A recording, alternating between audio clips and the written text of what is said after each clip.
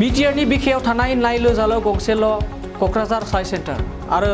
बिटिआरनि बे नायल' जाल' क'क्राझार साइ सेन्टाराव गोबां रोखोमनि गेलेनाय बादायनाय जायो जेरै आर्सारि गेलेनाय बक्सिं गेलेनाय हकि गेलेनाय बायदि बायदि गेलेनाया बेयाव जायगा मोनो लोगोसे फुटबल गेलेनाय काबादि गेलेनाय आरो टाइगान्डु गेलेनायफ्राबो बेयाव सोलिबाय थायो नाथाय बे क'क्राझार जिल्ला एबा बिटिआरनि बिखायाव थानाय नायल' जाल' गंसेल' क'क्राझार साइ सेन्टारखौ लानानै आथिखालाव गोबां सावरायनायखौ नुनो मोननाय जादों आरो बे सावरायनाया समाजारि बिजोङावल' नङा राजखान्थि बिजोङावबो बे बाथ्राखौ सावरायनाया दिनै सोलिगासिनो दङ आरो गोबां रायजो राजाफोरा सोंथि खालामदों आरो बे सोंथि खालामनायखौबो नोंथांमोना मिथिखाबाय जानो हागौ थेवब्लाबो आं नोंथांखौ फोरमायनो सानदोंदि क'क्राझार साइ सेन्टार एबा बिटिआरनि नायल' जाल' गंसेल' क'क्राझार साइ सेन्टारनिफ्राय फुटबल एबा जोलुर गेलेनाय काबादि गेलेनाय आरो टाइगान्डु गेलेनायखौ बोखांना लाफिननाय जासिगोन होननानै खौरां बिजोङाव ओंखारदों आरो बे खौरां बिजोङाव ओंखारनायनिफ्रायनो दिनैसिम गोबां समाजारि बिजोङाव सावरायलायनायखौ नुनो मोननाय जादों आरो सोंख्रिलायनायखौबो नुनो मोननाय जादों लोगोसे राजखान्थिनि दैदेनगिरि बिथांमोनाबो बे बाथ्राखौ गोबां गोसो होनानै सावरायनाय जादों मानो होनब्ला बिटिआरआव नायल' जाल' गंसेल' साइ सेन्टार दङ आरो बेयाव गोबां गेलेनाय एबा जोलुर गेलेनाय मैखोमै बाहागो लागासिनो दं लोगोसे काबादि गेलेनाय टाइगान्डु गेलेनायाबो दिनै बिटिआरआव गोबां जौगानो हमदों नाथाय दुखु गोनां बाथ्रा आरोबाव बेनोदि क'क्राझार साइ सेन्टार एबा बिटिआरनि गंसेल' नायल' जाल' साइ सेन्टारनिफ्राय जोलुर गेलेनाय काबादि गेलेनाय टाइगान्डु गेलेनायफोरखौ बोखांना लाफिननाय जासिगोन होननानै खौरां बिजोङाव फोसावदों आरो बेखौ लानानै गोबां साननो गोनां जादों मानो होनबा थांनाय 2 बोसोरनिफ्रायनो बिटिआर सरकार थामहिनबा प्रमद बर'नि सरकार दैदेननाया जोलुर गेलेनायाव गोबां गोसो होदों एबा जोलुर गेलेनाय बादायनाय गोसो गुदुं बिथांमोनखौ जौगाहोनो थाखाय एबा हादोरनि गेजेरावनो मुंदांखा खालामनो थाखाय जोलुर गेलेनायखौ हेफाजाब होबाय थानायखौ नुनो मोनगासिनो दं नाथाय बिनि गेजेरावनो साइ सेन्टारनिफ्राय जोलुर गेलेनाय काबादि गेलेनाय आरो टाइगान्डु गेलेनायखौ बोखांना लाफिननाय जासिगोन होननानै बुंनायनिफ्राय एबा खौरां बिजोङाव ओंखारनायनिफ्राय गोबां सावरायनायखौ नुनो मोनदों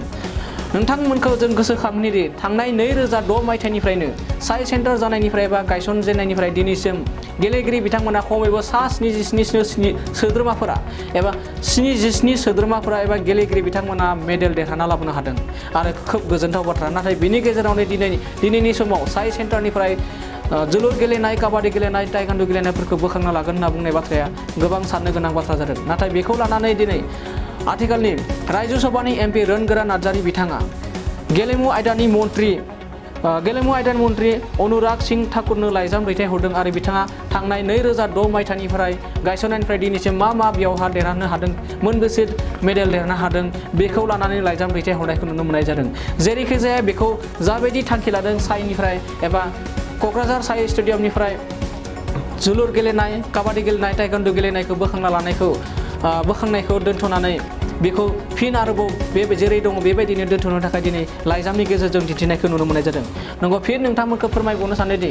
थांनाय साननैसो सिगांनिफ्रायनो बिटिआरनि बिखायाव थानाय नायल' जाल' गंसेल' साइ सेन्टारनिफ्राय फुटबल गेलेनाय एबा जोलुर गेलेनाय काबादि गेलेनाय टाइगान्डु गेलेनायखौ बोखांना लाफिनसिगोन एबा बोखांफिनसिगोन होननानै बुंनायनिफ्राय गोबां सावरायलायनाय एबा दान्थे बिदान्थे खालामनायखौ नुनो मोननाय जादों आरो बेखौ लानानै दिनै रायजो सभानि एमपि रोनगोरा नार्जारिया हरखाबै लाइजाम लिरदों आरो बे साइ स्टेडियामनिफ्राय एबा साइ सेन्टारनिफ्राय जोलुर गेलेनाय काबादि गेलेनाय टाइगान्डु गेलेनायखौ दोनफिननांगौ होननानै फोरमायनायखौ लाइजामनि गेजेरजों फोरमायनायखौ नुनो मोननाय जादों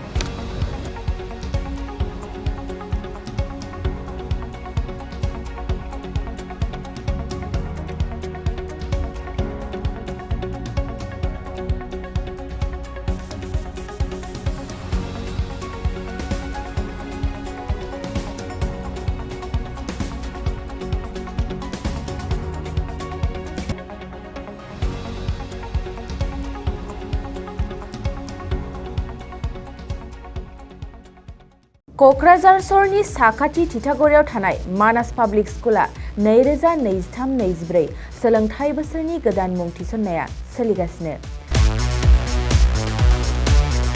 तितागुरियाव थानाय इंराजि बिजोंनि मानास पाब्लिक स्कुलाव दासान्दि नार्सारिनिफ्राय 7 थाखोसिम गोदानै मुं थिसननाया सोलिगासिनो। बे फरायसालियाव गुन गोनां सोलोंथाइ होनायजों लोगोसे फरायसाफोरनि थाखाय दं मोजां खाबुफोर। थाखो फोरोंथायनि अनगायैबो yoga classes, basic computer education, English speaking skills, maths and science प्रोजेक्टिं, हाईली एक्सपीरियंस फैकल्टी आरो स्मार्ट क्लासेसनि खाबुफोर दं।